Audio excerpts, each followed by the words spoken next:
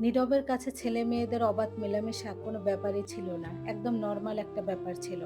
আমাদের বাসায় প্রতিনিয়ত নীরবের ছেলে বন্ধু, মেয়ে বন্ধু আসতো। আমাদের বিয়ের তখন ৩ মাস। সবকিছুই ঠিক ছিল। তার টাকা পয়সা কোনো কিছুর অভাব ছিল না। কিন্তু ও যে কি চাকরি করতো আমি সেটাই জানতাম না। আমি ওকে অনেকবার জিজ্ঞাসা করেছিলাম, "নীরব তুমি কি চাকরি করো? তুমি কোথায় জব করো? আমাকে একদিন নিয়ে যাবে?" নীরব বলতো, "তুমি ভাত কাপড় পাচ্ছ, তোমার চাহিদা পূরণ করতেছি, অতটুকুর মধ্যেই সীমাবদ্ধ থাকো। আর কোনো কিছু জানতে চেও না। না হলে তোমার বিপদ তুমি নিজে ডেকে আনবা।" নীরবের এমন অদ্ভুত কথা শুনে আমি চিন্তায় পড়ে যেতাম। এটা কেমন কথা? আবার ঠিক হয়ে যেত। আমার তো কোনো কিছুই কম ছিল না।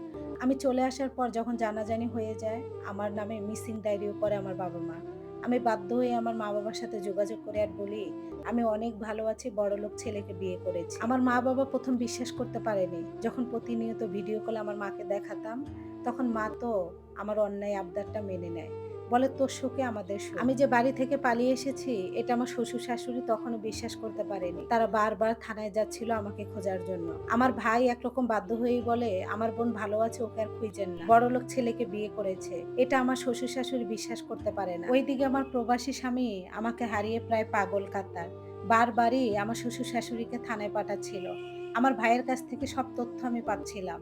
বাধ্য হয়ে আমার ভাইকে আমি বলি, "তুই বলে দিস ওরা যেন বারবার থানায় যেয়ে হয়রানির শিকার না হয়। আমি অনেক ভালো আছি, তার ছেলেকে আমি ডিভোর্স দিয়েছি।" কিন্তু আমার শ্বশুর-শাশুড়ি, আমার স্বামী এটা মানতে নারাজ। আমার স্বামী বলে, "আমি একটাবার আখির সঙ্গে ফোনে কথা বলতে চাই।" কিন্তু এইদিকে নীরব আমার স্বামী লাবুর সঙ্গে আমাকে কোনোভাবে যোগাযোগ করতে দিবে না। বলে, "এখন তুমি আমার স্ত্রী, তার সঙ্গে কোনো কথা নাই।" তার কথায় যুক্তি ছিল। কিন্তু লাবু আমার স্বামী ওইদিকে পাগলামি করছিল। একটা পর্যায়ে সে কাতার থেকে দেশেই চলে আসে। আমার ভাই বলে, "তোর সঙ্গে আর কথা বলবে না। আমার বোন অনেক ভালো আছে, বড়লোক ছেলেকে বিয়ে করেছে। গুলশানে থাকে।" কিন্তু আমার স্বামী নারাজ। কার কাছ থেকে যেন আমার ঠিকানা নেয়। হঠাৎ করে একদিন সকালবেলা এসে আমার ৬ মাসের বাচ্চাটাকে নিয়ে নিচে দাঁড়িয়ে চিৎকার করে। গুলশান একটা আভিজাত্য এলাকা। দারোয়ানরা তার শরীরে এক পর্যায়ে হাতই তুলে ফেলে। সঙ্গে আমার শ্বশুর-শাশুড়িও ছিল। আমি বারবার দারোয়ানকে বলতেছি তাকে বাড়ি থেকে বের করে দেন, ঢুকতে দিয়েন না। কিন্তু আমার স্বামী লাবু নারাজ, আমার সঙ্গে কথা না বলে বের হবে না। ১.৫-২ ঘন্টা পর একরকম বাধ্য হয়েই আমি নিচে নামি। পুরো ফ্ল্যাটের মানুষ তাকিয়ে তাকিয়ে দেখতেছিল। আমি বলি, "আমি তোকে চিনি না, এখান থেকে সরে যা।" লাবু ৬ মাসের মেয়েটাকে নিয়ে আমার ইরাকে পায়ের কাছে রাখে আর বলে, "এটা তোমার মেয়ে না? তুমি আমাকে ভালোবাসতে না, আমি কি তোমার কাছে কোনো কিছু কম রেখেছিলাম? আখি, আমি তোমার কাছে ভিক্ষা চাই। একটা বার আমাকে সুযোগ দাও। আমি কি অন্যায় করেছি আমাকে বলো। তুমি যেইটা চাও আমি সেইটাই তোমাকে দিব। তুমি চলো প্লিজ। তুমি বিয়ে করেছো সমস্যা নাই। আমি আবার তোমাকে বিয়ে করব। তোমার ভুল আমার কাছে ভুল না। কিন্তু আমি তোমাকে ছাড়া বাঁচব না।" লাবুর প্রতিটা কথা আমার কাছে কাঁটার মতো লাগতেছিল। কই নীরব আর আমার স্বামী কই লাবু? আসমান জমিন পার্থক্য। নীরব লাবুকে ১৪ বার কিনতে পারবে। তার টাকা পয়সার কোনো অভাব নাই। আমি তখন একরকম খারাপ ভাষা করেই বলি, "তুই তো একটা ফকিন্নি। ফকিন্নির সাথে কে সংসার করবে? ভালো চাস এখান থেকে বের হয়ে যা। না হলে আমি পুলিশ ডাকতে বাধ্য হব।" আমার শ্বশুর-শাশুড়ি সেদিন কান্না করেছিল। দারোয়ান তাদেরকে একরকম গায়ে হাত তুলে ওখান থেকে বের করে দেয়। আমার ৬ মাসের মেয়েটা ইরার দিকে তাকিয়ে একটাবারও আমার হৃদয় কাঁপেনি। কারণ নীরবের ভালোবাসা, তার এত টাকা পয়সা, আমি এত সুখে থাকা সবকিছুই স্বপ্নের মতো। যেটা প্রতিটা মেয়ে স্বপ্নে দেখে। আর আল্লাহ আমাকে সেটা বাস্তবে দিয়েছে।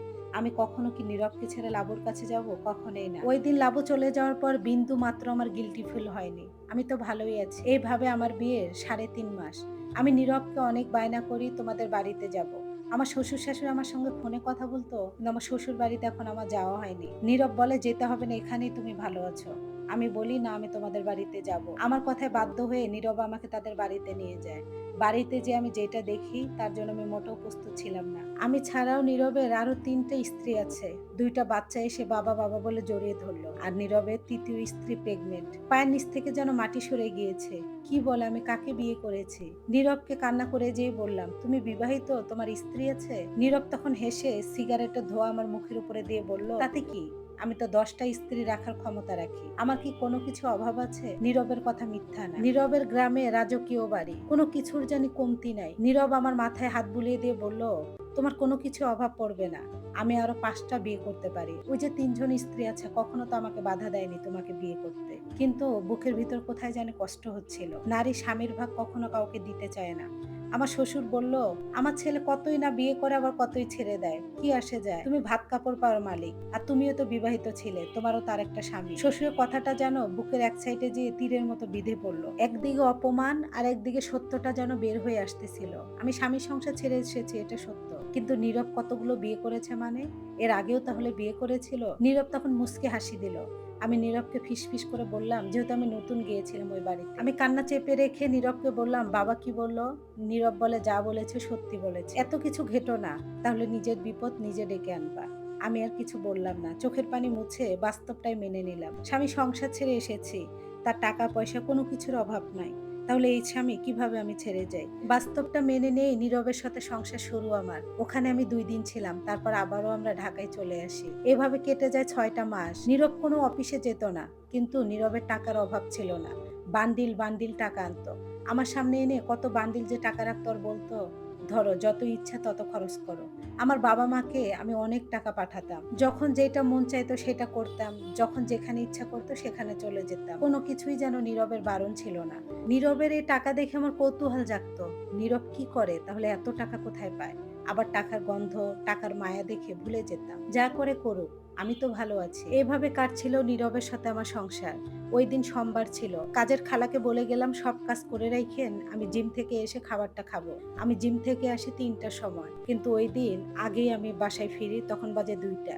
নীরব ঘুমিয়েছিল তখনও, নীরব একদম দুপুর পর্যন্ত ঘুমায়। এসে আমি যা দেখলাম নিজের চোখে যেন আমি বিশ্বাস করতে পারি না। নীরবের যে ফ্রেন্ডটা মাঝে মাঝে নীরবকে এনে বান্ডিল বান্ডিল টাকা দিয়ে যেত, ওই ফ্রেন্ড একটা মেয়েকে নিয়ে আমাদের বাসায় আসে। ওরা অবাধ মিলামেশা অবস্থা আমি দেখে ফেলি, দেখে যেন পায়ের নিচের মাটি আমার সরে যায়। নীরব তখন বেডে শুয়ে শুয়ে মোবাইল স্ক্রল করছিল। আমি নীরবকে এসে চিৎকার করে বলে, এটা কি অবস্থা আমার বাসায়, এগুলো তো চলবে না, এটা কিভাবে সম্ভব, তুমি জানতে? নীরব নর্মাল হয়ে উঠে বসে বলল, এটা দেখে চিল্লাপালা করো না, আর এটা তোমার বাসা না, এটা আমার বাসা, তুমি আমার বাসায় থাকো, আমি তোমাকে দয়া করে থাকতে দিয়েছি। এমন বাসা কখনো দেখেছো? তোমার 14 গোষ্ঠী কারো মধ্যে আছে?